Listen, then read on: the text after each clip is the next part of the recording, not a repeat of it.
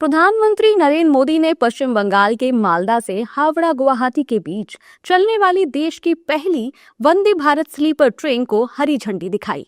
ये ट्रेन हावड़ा से गुवाहाटी तक चलेगी। इसके अलावा पीएम मोदी ने मालदा में 3,250 करोड़ रुपए से अधिक की लागत वाली कई रेल और सड़क परियोजनाओं की आधारशिला भी रखी। इसके अलावा पीएम मोदी ने 4 अमृत भारत एक्सप्रेस ट्रेनों को भी हरी झंडी दिखाई। ये ट्रेनें उत्तर बंगाल में न्यू जलपाईगुड़ी और अलीपुरद्वार को भारत के दूसरे हिस्सों से जोड़ेगी। इस कार्यक्रम के बाद पीएम मोदी ने एक रैली भी की।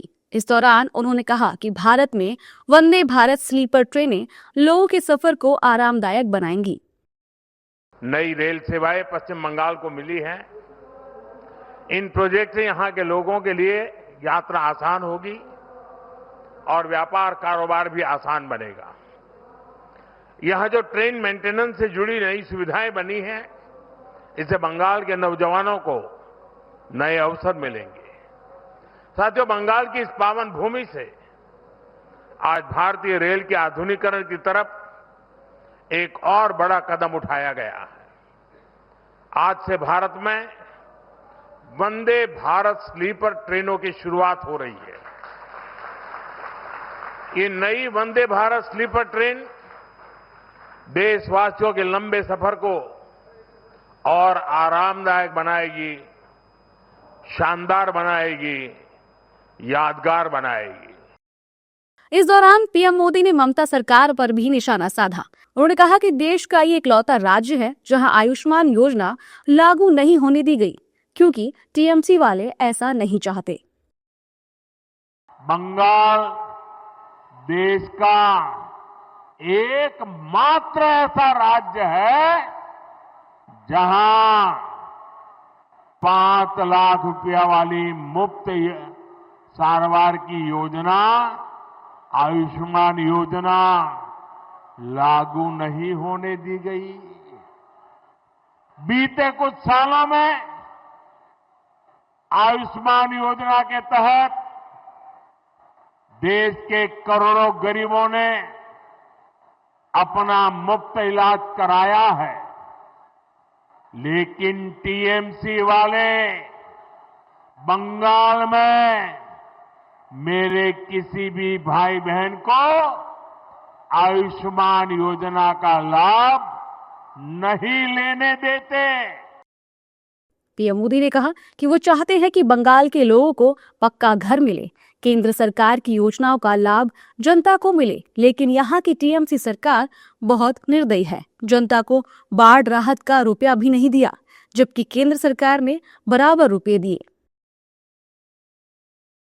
केंद्र सरकार गरीबों के लिए जो पैसा भेजती है, उस पैसे को यहां टीएमसी के लोग लूट लेते हैं। टीएमसी के लोग बंगाल के मेरे गरीब भाई बहनों के दुश्मन बने हुए हैं। बाढ़ राहत की सीएजी रिपोर्ट देख रहा था। सीएजी रिपोर्ट इस देश में बहुत महत्वपूर्ण दस्तावेज होता है। आपको बाढ़ राहत का पैसा नहीं दिया गया, लेकिन टीएमसी के चहेतों के खाते में 40-40 बार बाढ़ राहत का पैसा भेजा गया।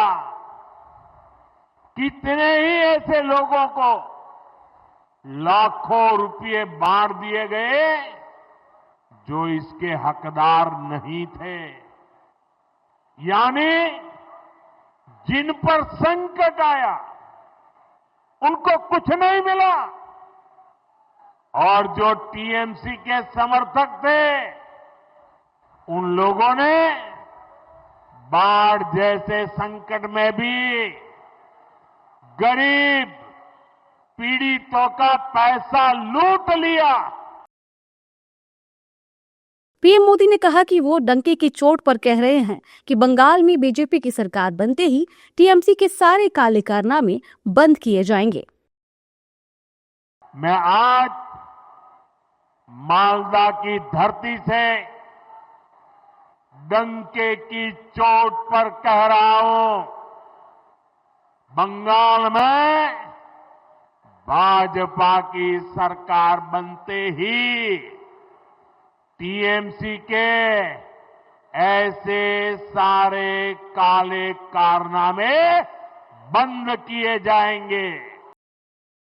पीएम मोदी ने अपने संबोधन में पश्चिम बंगाल की ममता सरकार पर तीखा हमला बोला।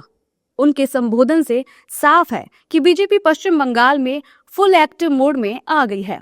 दरअसल पश्चिम बंगाल में इसी साल विधानसभा चुनाव होने हैं, जिसे लेकर बीजेपी एक्टिव मोड में दिख रही है।